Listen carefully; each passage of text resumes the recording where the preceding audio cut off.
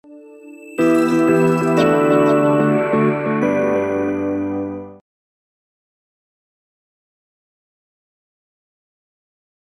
bem, pessoal?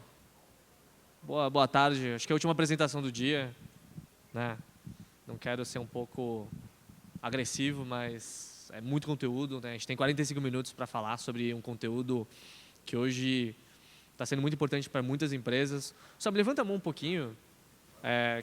Quem no momento está passando nesse processo de transformação digital na sua empresa? Levanta a mão só para eu entender. Legal. Eu até levantaria a mão também. Eu vou levantar a mão, porque para muitos, e eu até vou citar mais para frente nos próximos slides, em questão da IBM também passar por um processo de transformação digital. Isso é interessante exatamente para situar que não é porque a gente está ajudando as empresas a fazer esse processo de transformação digital, isso não significa que a gente também não está passando também pela mesma fase, tá? Acho que a gente começou um pouquinho, alguns anos atrás, a gente tem alguma estratégia. Isso é legal que eu quero posicionar vocês um pouquinho ao longo de toda a apresentação para que vocês tenham em mente de que, primeiro, não existe nenhuma regra que fala sobre como que deve ser feita. Isso tem que ser analisado muito em questão de cada empresa e muito como até, e aí eu gosto de citar bastante, como que a linha executiva, a diretoria de vocês estão abraçando esse projeto. Porque a partir do momento que ele começa a abraçar, vocês começam a ver que as coisas acontecem até de maneira, entre aspas, mais rápido, mas muito mais efetivo. Tá certo? Bom, para quem não me conhece, eu sou o Victor Chinia, acho que está dando para enxergar. Hoje eu sou Developer Advocate na IBM. Né? Para quem é desenvolvedor e gosta de ficar procurando como usar tal tecnologia, eu sou dessas pessoas que ensina desenvolvedores, principalmente desenvolvedores, a utilizar a tecnologia, desde cloud, inteligência artificial com Watson. Quem aqui já ouviu falar do Watson? Levanta a mão, só para... Pô, legal. Legal, então a gente está fazendo um trabalho bacana. Ou é marketing, tá, gente? Certo? E, bom, para quem não me conhece também, acho que é tão interessante citar... Eu vou começar falando sobre... Só para todo mundo situar o case. CIO é uma área que a gente hoje trabalha, é a área de TI interna, é o que eu gosto de falar, é o coração da empresa, né? RH também é importante? É. Mas a gente está no evento de tecnologia, um evento de desenvolvedores, então hoje eu vou ressaltar muito mais a questão do CIO, tá certo? Eu já fui engenheiro de produto dentro dessa área, então eu participei bastante do processo de transformação digital ali dentro. Para quem não sabe, isso aqui é uma área que existe ao mundo todo, tá? Isso é bem legal que a gente se reúne uma vez ao ano em algum lugar do mundo. E o mais interessante é exatamente a questão quando a gente fala de transformação digital, é que isso ainda está acontecendo até hoje, tá? Está há 4, 5 anos rolando essa transformação digital, até porque, para quem conhece a IBM não é uma empresa que a gente fala que é uma empresa digital, nasceu nessa era digital. Tá? A IBM tem mais de 100 e blau anos, tá? Então é muito tempo de mercado e sempre se reinventando. Então a questão de quando a gente pega uma empresa que ele tem... e eu vou ser bem sincero com vocês, tá? São milhares de soluções que a gente fala legado. Eu liderei um produto que tinha mais de 10 anos rodando. Acho que quem aqui tem um produto de mais de 10 anos na empresa de vocês? Levanta a mão. É complicado, né? Imagina você fazer uma atualização. Imagina você... Alguém já tentou definir uma estratégia de migração de uma solução que está rodando num servidor ali físico para nuvem? Já tentaram fazer isso? Complexo, né? Existe uma solução nossa que, basicamente, a gente foi tentar fazer um desenho, uma nova arquitetura do projeto, e ele levaria mais de 3 anos para concluir, sem saber se ia dar certo ou não. Tá certo? Então, é uma empresa, é uma área especificamente que ele tem muita solução legada, e hoje, e antigamente ele tinha muitos processos engessados. Então, se você também tem um processo muito engessado, você vai saber que tudo demora para acontecer. E a partir do momento que teve alguns diretores que abraçaram essa oportunidade de fazer a transformação digital, a gente começou a ter a visão e ver as coisas que realmente estão acontecendo e melhorar cada vez mais. Então, eu sempre gosto de colocar essa questão que transformação digital não funciona sem a mudança cultural. Tá? Por isso que toda e qualquer tentativa que vocês já devem ter notado no mercado de transformação digital, onde a sua linha executiva e diretoria não abraçou, provavelmente ela não funcionou tão bem, ou ela falhou. Isso porque é tão importante quanto ter toda essa mudança cultural da empresa, de cima para baixo, de baixo para cima. Tá certo? Vocês que decidem. Isso foi importante, porque a partir do momento que a gente viu que a gente precisava fazer alguma mudança, a gente viu que a gente precisava primeiro começar com processos. Tá? Então, foi aí que a gente começou a implementar coisas, por exemplo, como a metodologia ágil. Então, para vocês que não implementaram ou estão implementando, isso é um processo muito delicado, porque, acima de tudo, a metodologia ágil ele não enfatiza a questão de processos. Tá? Quem já leu o Agile Manifesto provavelmente já deve ter percebido que a gente bota pessoas acima de processos. Tá? É uma cultura, não são fazer toda semana, todo dia as dailies, fazer os plannings, fazer os reviews, final de semana, final de sprint. Não é só essas atividades. Tá? Para quem olhar exatamente, leu bem o Agile Manifesto, vocês devem ter deparado com muita coisa que são cultura. Está muito mais relacionada à cultura do que, de fato, atividades do dia a dia. Então, isso é bem bacana que, de fato, você tem que ter uma mudança dentro da sua empresa antes de que você faça qualquer outro tipo de modificação até da parte de tecnologia. Tá? Então, eu gosto sempre de citar, isso eu já ouvi do Jeffredo uma vez, é uma pessoa que ajudou muito a transformação da IBM. Alguém conhece o Jeffredo? Só? Ninguém conhece? Legal, depois dá uma olhada que vale a pena você acompanhar alguns posts dele. Agile não é rapidinho. Se vocês acham que a metodologia ágil é exatamente agilizar, vocês estão errados. Tá? Novamente, eu volto com o slide anterior. É mudança cultural, tá certo? Mas não é somente de cultura que a gente também deve fazer a transformação digital. Existe também a questão de você utilizar ferramentas. Tá? Ferramentas são meios de você chegar até o ponto final, tá certo? E, por exemplo, para nós, a gente quando começou a mexer, imagina, a gente tem ainda dezenas, milhares, centenas e milhares de servidores físicos espalhados ao redor do mundo. A gente ainda tem. Não estou brincando. Tem muita solução nossa que, de fato, não houve a necessidade, não tem como a gente migrar para a nuvem. Mas, para as novas soluções e até algumas soluções que a gente começou a desenhar, a gente começou a migrar para a nuvem. Foi aí que a gente precisou tomar a decisão, e aí eu estou falando de 4, 5 anos atrás, de a gente precisar utilizar uma plataforma na nuvem para poder subir todas as soluções. Desde plataforma que suporte plataformas as a service, né, o que a gente fala de PaaS, e infraestrutura como um serviço que seria a parte de IaaS, né? Máquinas virtuais, bare metals, todo um portfólio de produtos, de serviços para que a gente possa utilizar como ferramental para que a gente pudesse mover algumas soluções e também as novas que vinham dali em diante já entrassem nessa nova era digital, tá? Tudo na nuvem. Bom, eu não vou ficar aqui em cima comentando bastante sobre ferramentas. Eu prefiro chamar alguns especialistas para poder ajudar a explicar um pouquinho melhor. Então, eu vou chamar agora rapidinho. Eu não vou ficar aqui a tarde toda. Eu vou chamar aqui o Danilo. O Danilo é o arquiteto da IBM. Ele vai explicar um pouquinho mais para vocês como que funciona a questão de plataforma dentro da IBM Cloud, para vocês entenderem um pouquinho mais de o que a gente está utilizando para que a gente possa chegar do outro lado. Tá bom? Obrigado. Boa tarde, pessoal. Passar rápido aqui, porque ninguém merece, né?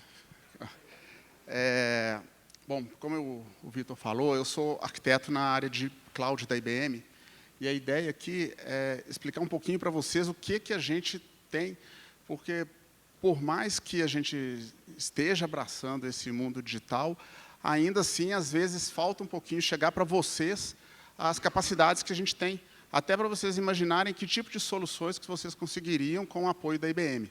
Tá? Só que, para chegar nisso, como o Vitor falou, a gente ainda tem um problema de legado. Não dá simplesmente para virar o rosto e começar a trabalhar só com coisa nova. Tem muita coisa dentro da empresa que não dá para ir para a nuvem. O código está um emaranhado de código, banco de dados, de todo tipo de situação, de integração, de PC que está ali naquele cantinho, de acesso a algum lugar que não tem internet confiável, de indústria que está em local que simplesmente, igual o pessoal falou comigo, eu aceito pôr nuvem aqui, só você pegar um cabo e ligar nela. Sabe? Então, assim, a gente está num momento onde o que é legado ainda existe e vai existir por muito tempo. Não tem, a gente não tem o sonho de chegar aqui para vocês e falar assim, gente, esquece, tudo é nuvem. A gente sabe que esse convívio ainda vai acontecer por um bom tempo, tá? Por pelo menos 10 anos ou mais. E o que acontece é que a gente tem que conseguir achar um jeito de coexistir, de tanto trabalhar olhando para a nuvem por conta da sua escalabilidade, disponibilidade, de novas funcionalidades, como dar suporte ao que a gente tem, e à medida que o tempo for passando, a gente conseguir levar esse pessoal para o mundo novo. Então, isso aqui eu gosto muito desse slide, porque é um retrato do que a gente tem hoje, e que muita gente acha que, poxa, eu já estou lá na frente. Mas, normalmente, o que a gente enxerga é que a TI tradicional começou a criar pontes, uma ponte para a nuvem, mas não é algo integrado ainda. É simplesmente uma ligação. E, ainda assim, é uma ligação uma linha muito tênue, fazendo essa conexão, porque a maioria das empresas tem mais de ali até 6 clouds para grandes empresas. Você tem um Salesforce ali, você tem IBM, você tem Amazon, você tem uma coisa rodando no Google, e essas coisas são difíceis de integrar, e não tem tempo de retreinar o time para isso. Como que a pessoa faz? Além de tudo, fonte de dados, a gente tem fonte de dados aparecendo em tudo que é lugar, todo mundo com planilha, com banco de dados, com agora eu consigo trabalhar com imagem, eu consigo trabalhar com texto em linguagem natural, como que eu faço essa ligação toda? E hoje a gente ainda vive um ambiente que a nossa TI está presa, mas tem algumas coisas novas que estão lá na nuvem pública, pessoal que já está conseguindo dar um passo adiante, já tem uma nuvem privada, para começar a pensar em transformar isso numa coisa só, mas mesmo assim elas ainda estão muito desconectadas. E o que é a ideia da IBM para trabalhar isso? A gente enxerga 3 caminhos principais. Tá? O primeiro de inovação, que principalmente voltado para novos projetos. Ou seja,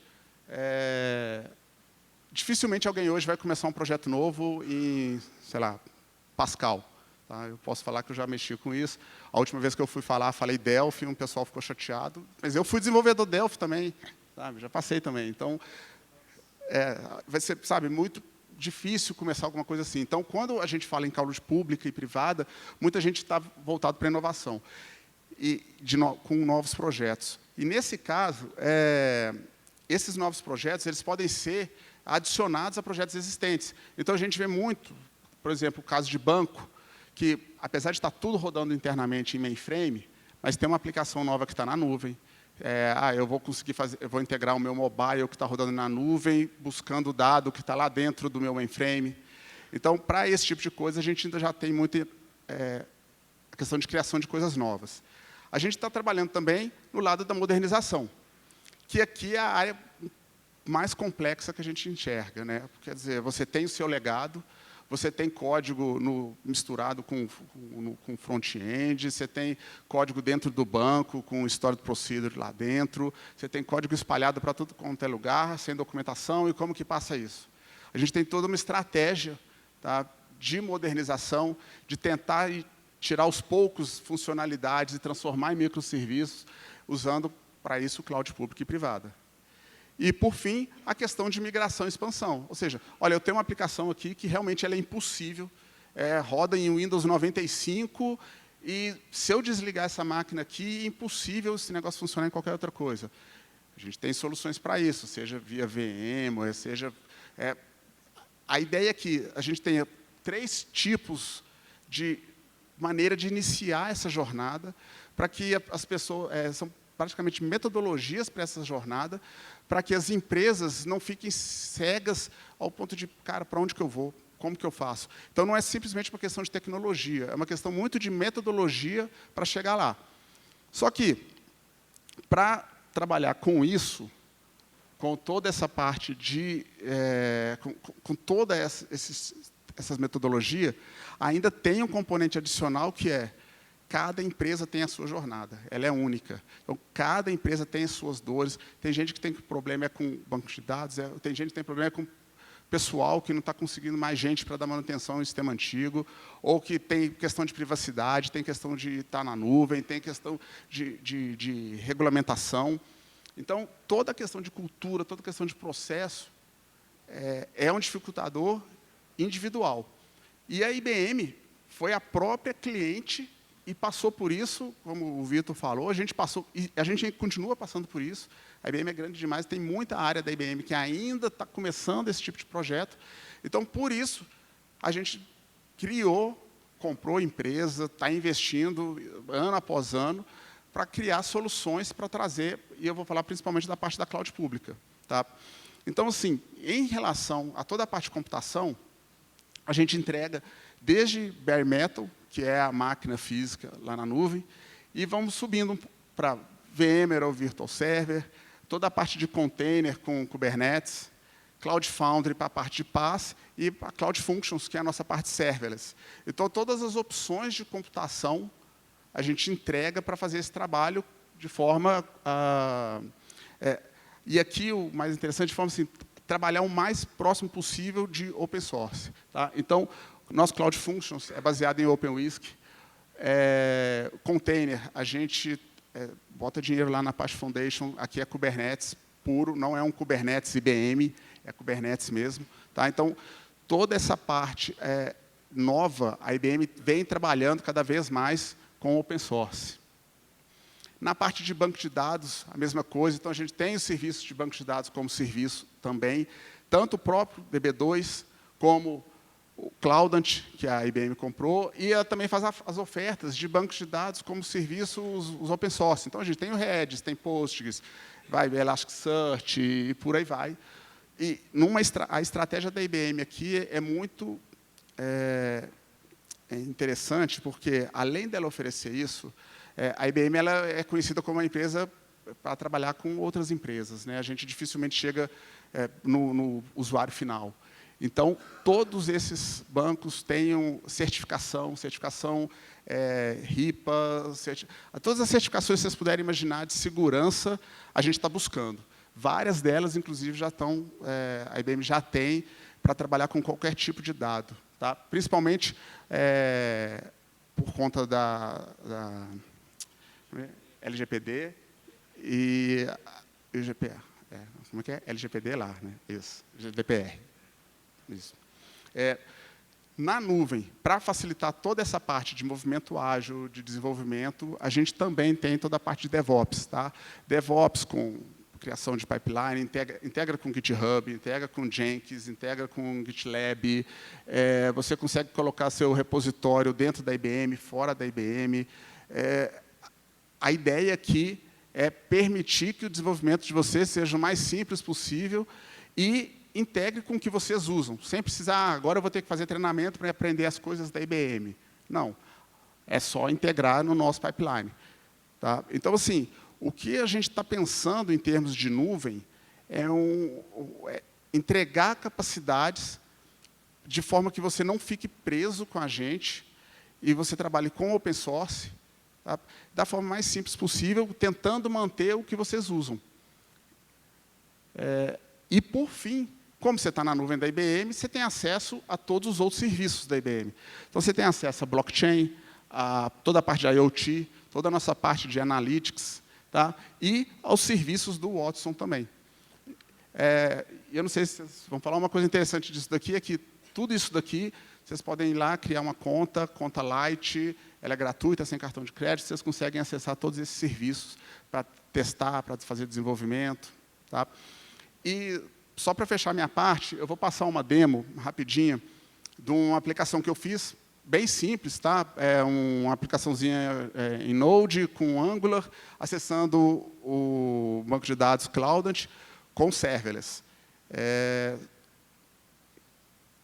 Então, eu fiz a aplicação, tá rodando ou tem que clicar de novo? Tem que clicar de novo. Aí. Essa aplicação está rodando num cluster Kubernetes, tá? Eu clico ali no botão, ele faz uma carga do banco de dados.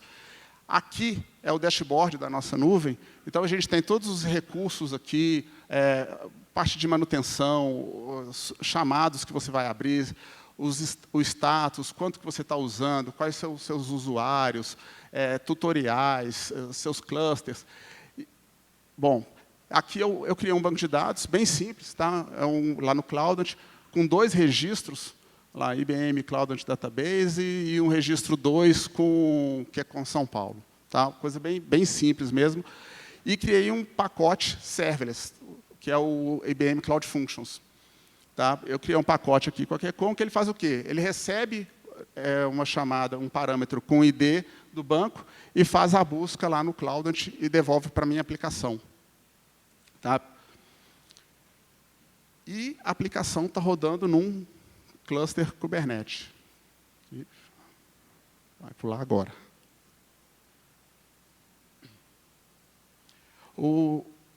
A gente tem toda a parte de Kubernetes lá na IBM, como eu falei para vocês, é o Kubernetes open source mesmo. Tá? A gente tem acesso aqui, então, aos nodes, ao worknodes, workpools. Uma coisa muito interessante aqui, que é um diferencial que eu acho gigantesco nosso, a gente tem o Istio e o Knative já como serviços, gerenciados. Tá? Ou seja, você clica ali e ele já libera o Istio e o Knative dentro do seu cluster. E aqui está a minha aplicação, coloquei um texto me altere ali para alterar, clico no botãozinho para carregar o ID do registro 1 lá do meu banco de dados. Pego o meu código aqui, dá para ver onde eu estou chamando o ID. Aqui o endpoint do meu serverless. Aí vou simplesmente alterar o meu HTML lá onde está o me altere. Coloquei lá alterado. E vou mudar o ID, onde está o 1 ali, vou colocar o 2, só para ele puxar o 2 da Cloudant. Tá? Salvei, comitei, dei push lá no meu repositório no GitHub. Uma vez que eu fiz isso, aqui está meu pipeline. Ele começa a rodar. Vai fazer a parte da construção da imagem, vai gerar a imagem Docker. Uma vez que terminou a imagem Docker, vai fazer o deploy lá no meu cluster. Tá? Aqui você tem acesso aos logs, aqui tem várias outras ferramentas que você consegue integrar. Tá? Vejo lá no meu log, aqui estão as informações do meu cluster, o deployment, o arquivo que ele usou para fazer o deployment. E lá no final ele falou, olha, está aqui, seu aplicativo está rodando com o texto novo, que eu cliquei lá, OK alterado, e carregando dois. Só uma demozinha para vocês verem todo o ponto, de uma ponta até a outra do cloud, da IBM Cloud. Beleza, gente? Obrigado. Tudo bem, pessoal? Na real, ele já deu o spoiler do próximo pessoa que eu ia chamar, mas só para vocês terem uma ideia, quando a gente começou a implementar a IBM Cloud para nós utilizarmos internamente, a gente começou a identificar que nem todos os casos a gente precisava utilizar uma cloud pública.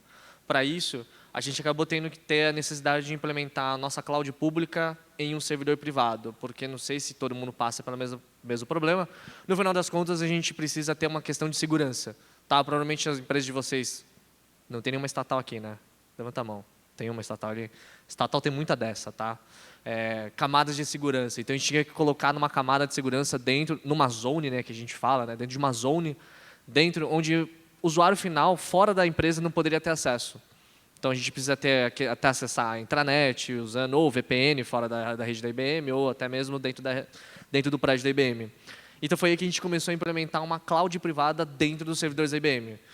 Para vocês terem uma ideia, isso resolveu, sim, 90% dos nossos problemas. Tanto que apenas, acho que 1 a 3% das soluções que hoje a gente tem ao redor do mundo rodam na nossa cloud pública. Porque a gente não pode deixar aqui muitos dados, não somente dados, mas acessos indevidos, até tentativas de quebra de segurança dentro das nossas plataformas e serviços, a gente tem que jogar dentro de uma cloud privada. Então, eu estou chamando aqui o Francelino, você vê que eu estou conectando. Chamando o Francelino, ele é também arquiteto da IBM, ele vai explicar um pouquinho sobre a parte de cloud privada na IBM, só para vocês terem uma ideia. Beleza? Cheguei, Francelino. E aí, pessoal, boa tarde. Vamos lá. Legal. Prazer estar aqui hoje, meu nome é Eduardo Francelino. As pessoas me conhecem como Francelino, é meu sobrenome. Sou arquiteto de soluções na IBM e hoje eu vou falar sobre cloud privada. Nós falamos sobre cloud pública, mas o início dessa jornada a gente pode começar dentro de casa. A gente pode ter o benefício hoje, ter a capacidade de trazer a facilidade da nuvem pública para dentro de casa e começar essa jornada. Tá? E é sobre isso que eu vou falar aqui hoje. Tá bom? Tá.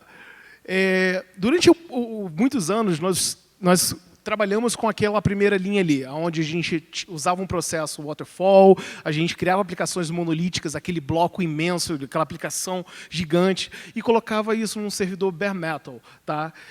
E colocava esse servidor em um data center on-premise. Tá?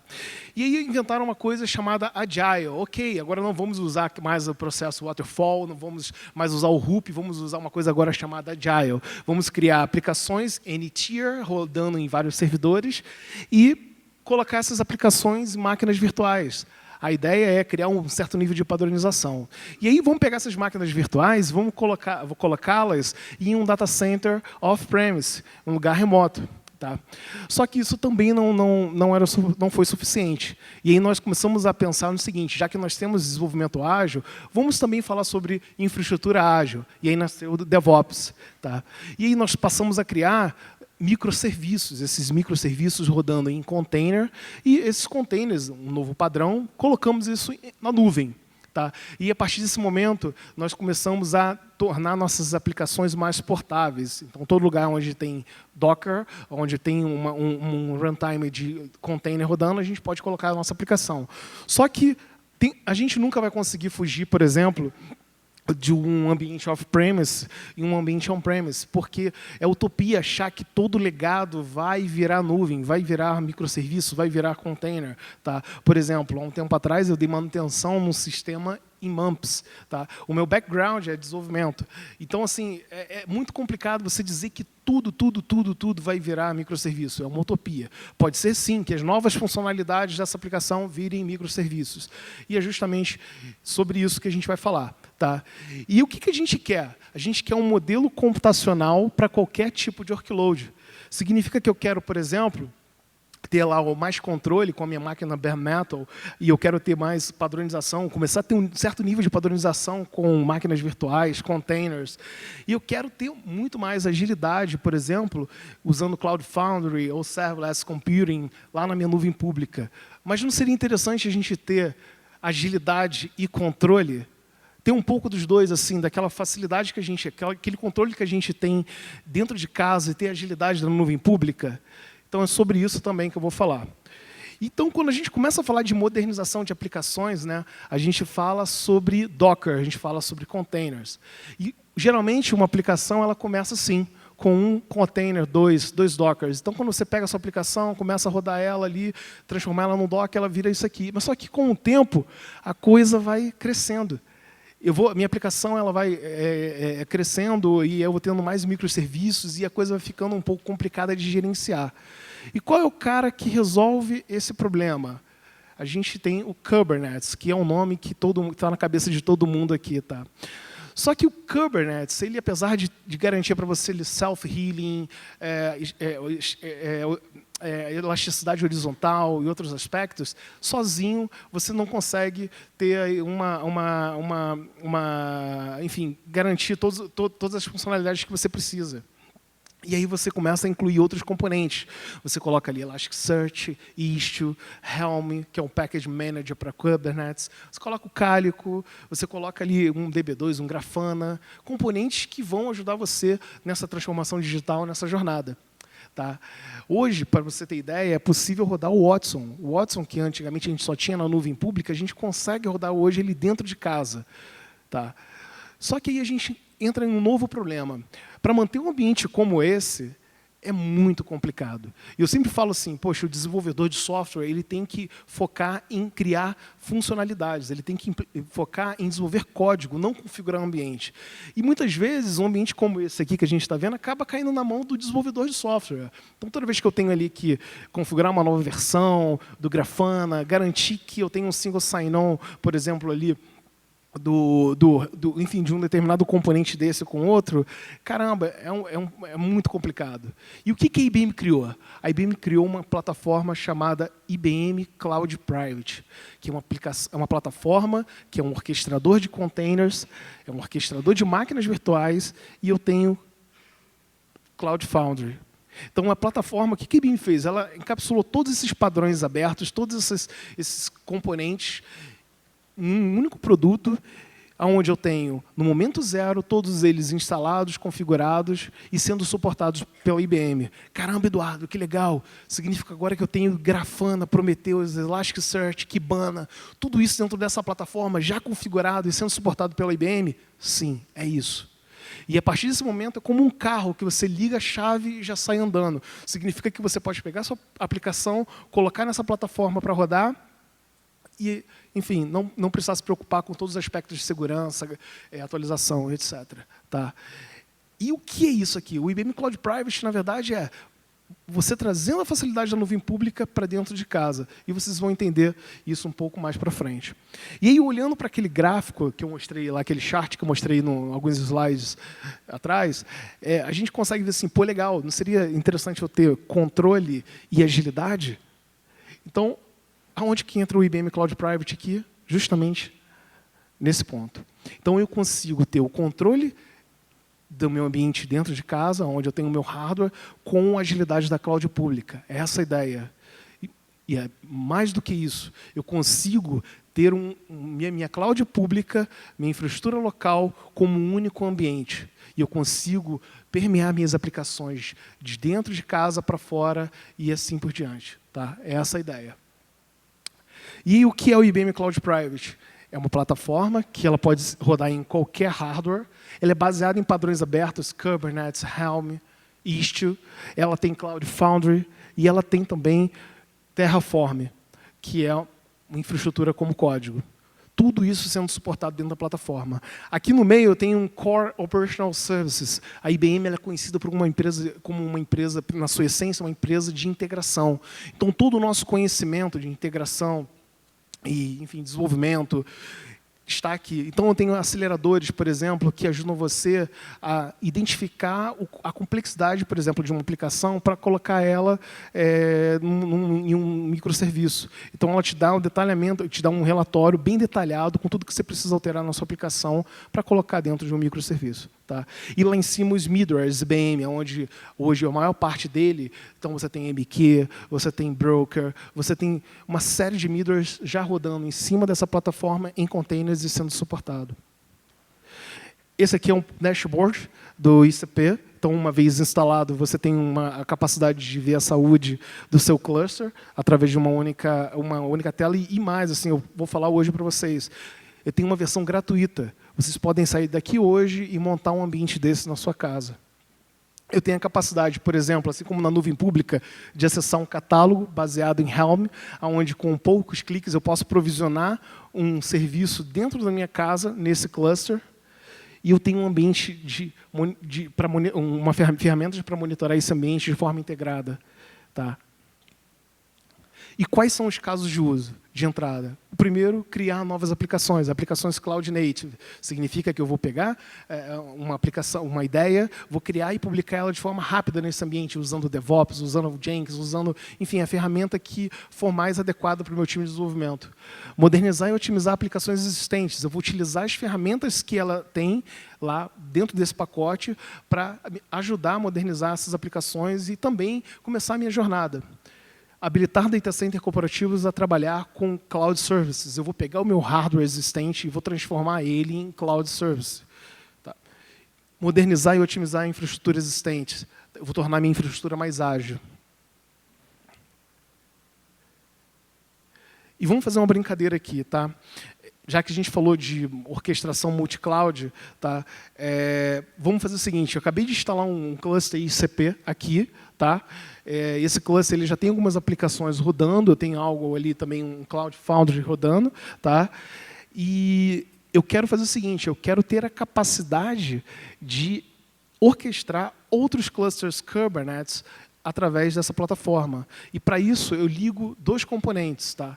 Eu ligo um componente chamado IBM Multi-Cloud Manager, e com esse cara eu vou conseguir orquestrar clusters Kubernetes em outras nuvens. Então, por exemplo, eu vou ter um cluster Kubernetes na nuvem, na AWS, na IBM, no Azure, e eu consigo orquestrar clusters nessas nuvens. Eu consigo mover aplicações do meu cluster local para a nuvem pública, onde eu tenho outros IKS, eu tenho outros Kubernetes, ok? E eu coloco um outro componente que também me possibilita, além de orquestrar CAIs, Containers as a Service, eu consigo orquestrar infraestrutura como serviço. Eu consigo, por exemplo, provisionar uma máquina virtual em um desses vendors através da minha única plataforma. E por que não orquestrar um novo cluster ICP? Eu tenho um caso onde um cliente ele quis provisionar um cluster ICP na China, porque lá os serviços de cloud pública é bem complicado, eu tenho algumas limitações. Então, o que ele fez? Ele criou um cluster Kubernetes na China e ele orquestra isso do Brasil.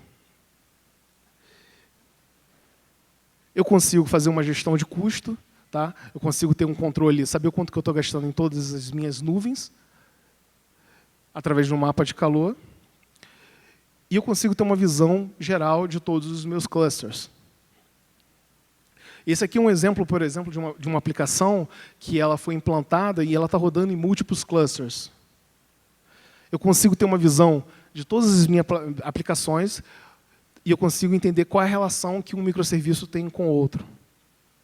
E aqui eu tenho uma demo bem rápida que eu vou mostrar de um chatbot, uma aplicação, que ela está rodando no meu cluster local e eu, através de com poucos comandos, eu vou conseguir migrar a minha aplicação do meu cluster local para um cluster remoto. Eu vou perguntar, por exemplo, qual é o seu IP para esse chatbot. E em um dado momento, eu vou migrar, eu vou definir uma nova política de placement. Tá? Eu vou dizer para ele, olha só, eu quero que você saia do meu cluster local e vá para um cluster público. Tá? Eu entro em um arquivo YAML, que é bem conhecido, altero a política. Na verdade, aqui eu poderia até dizer o seguinte, eu quero que você seja provisionado aonde eu tenha mais CPU disponível. Aplico a minha política e, a partir desse momento, você vai ver que a minha aplicação ela vai ser implantada no novo cluster e, assim que ela estiver pronta, ela vai desaparecer do cluster local. E tudo isso com o que a gente chama de downtime zero. O usuário não vai perceber que aconteceu. Então, eu consegui mover minha aplicação de um cluster local para um cluster remoto de uma forma bem simples, sendo orquestrado por uma plataforma que é, na verdade, o meu acelerador da minha transformação digital e é a fundação para essa minha jornada. E, a partir desse momento, eu pergunto para a minha aplicação qual é o seu IP e ela vai dizer que está na AWS. Pessoal, é isso. Obrigado.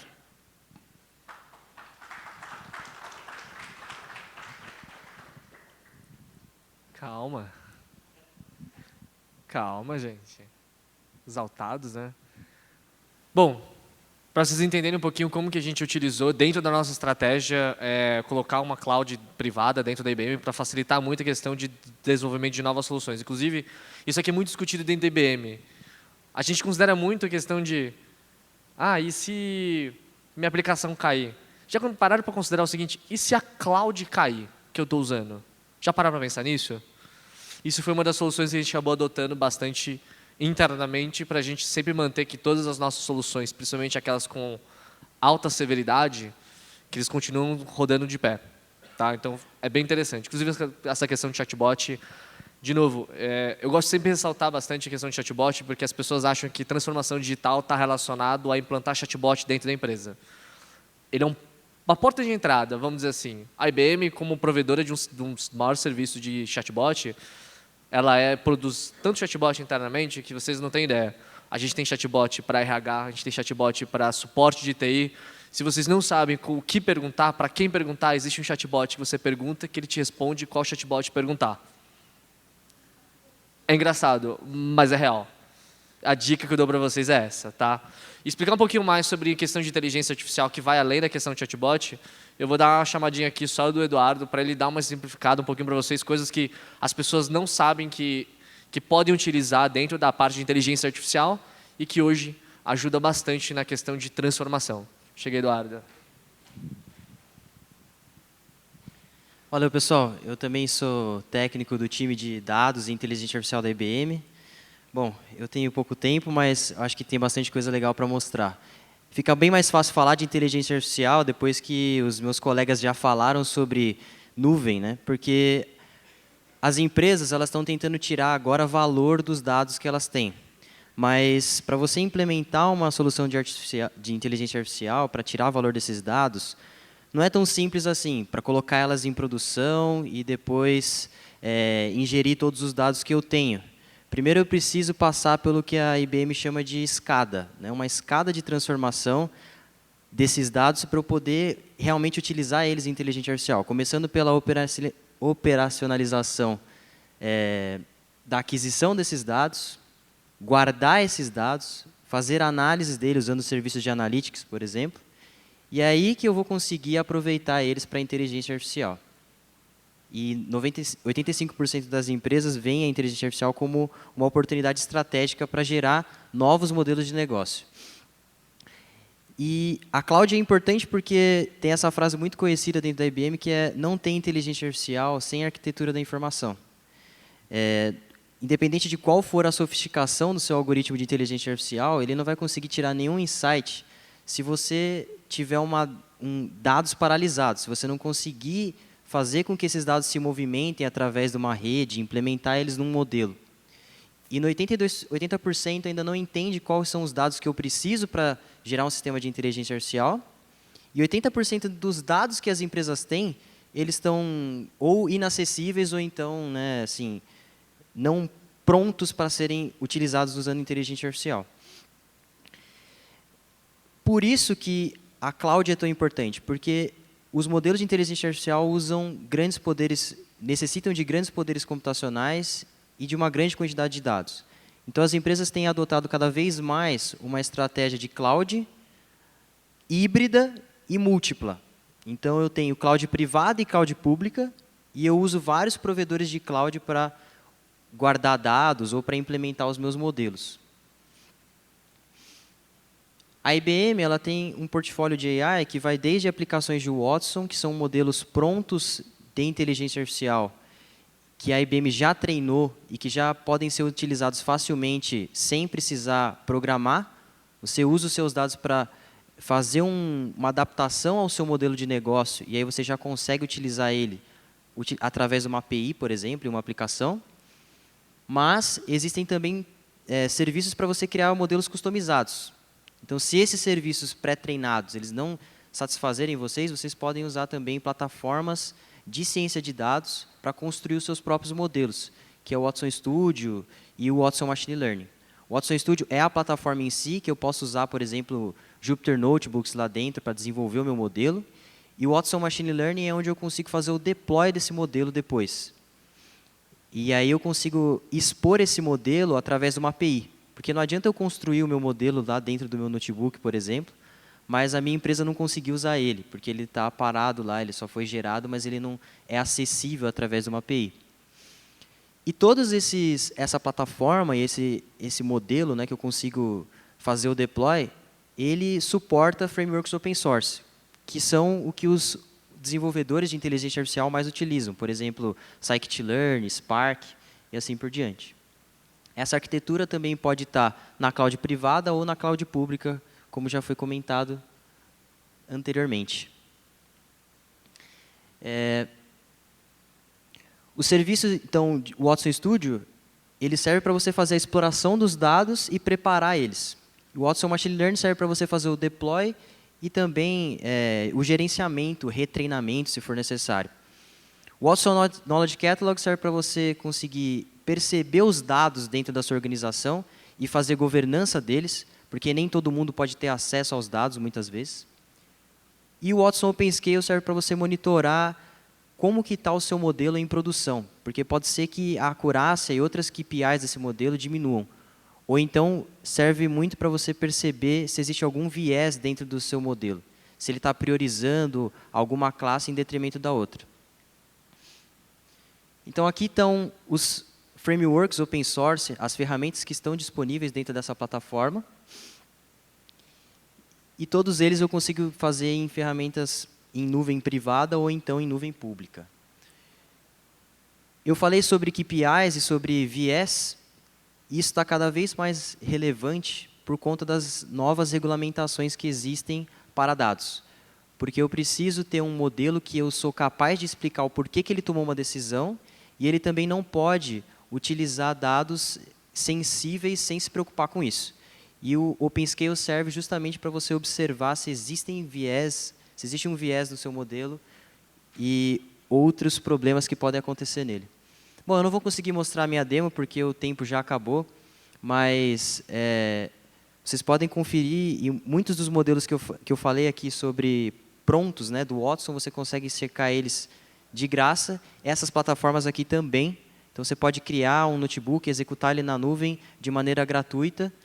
E aí você consegue fazer o deploy também desses modelos que você desenvolveu na mão para que eles sejam acessíveis através de uma API, monitorar eles, etc. Então, vai desde o início até o monitoramento. Obrigado, gente. Legal, gente. Oi. Legal. Só para fazer um encerramento aqui, gente, acho que é muita informação para vocês digerirem. A gente fala que para nós até bastante coisa. Você vê que eu trouxe 3 pessoas diferentes para falar de 3 tipos de tecnologia e é um universo para vocês explorarem. Então, de novo, tudo depende do teu negócio, da tua fase, do teu momento. Então, é importante que vocês saibam onde vocês estão e para onde vocês querem chegar. E desenhar toda essa jornada para que vocês possam chegar e definir até a cloud pública, se vai precisar de cloud privada e até a parte de inteligência artificial. O que é interessante de vocês darem uma olhada, recomendação minha, hoje a gente fala muito forte de questão de bias. Acho que provavelmente vocês, para quem está estudando inteligência artificial, isso está sendo a grande onda do momento. Tá? Muitos casos de problemas que são derivados dessas bias, porque querendo ou não, a gente quando vamos fazer um treinamento numa inteligência artificial, numa IA, a gente acaba passando toda a nossa base de conhecimento para ela e muitos dos nossos, entre aspas, que a gente pode dizer preconceitos, acabam indo junto com ela. Tá? A gente tem N casos que vocês podem ver aí nos noticiários falando sobre isso. E é legal vocês darem uma olhada que o OpenScale ele é o serviço que ele tem uma funcionalidade de bias. E ajuda bastante você a medir em que momento você está de verdade. Se você está criando bias dentro do teu modelo de machine learning, então a cada deploy você consegue medir isso e se de fato vocês estão evitando. Tá? Vale a pena se darem uma olhada em alguns conteúdos, esse aqui acho que é bem interessante. Eu sei que o meu tempo acabou, né? As meninas no fundo estão falando, mas eu só queria deixar alguns recados para vocês, para caso vocês queiram ver mais informações, tá? Você vê que é muita informação.